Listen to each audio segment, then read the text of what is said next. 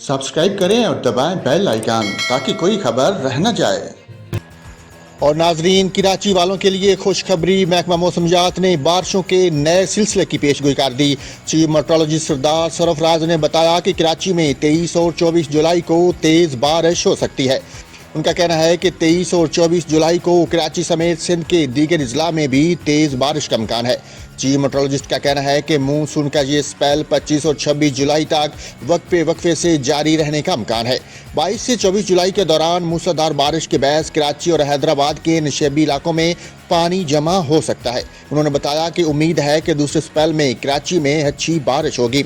इसके अलावा कल कश्मीर, गिलगित बल्तिस्तान, इस्लामाबाद, खिता पठवार समेत पंजाब, शुमाल मशरक़ी और जनूबी बलोचिस्तान, खैबर पख्तूनख्वा और सिंध में आंधी और तेज़ हवाओं और गरज चमक के साथ बारिश का इम्कान है।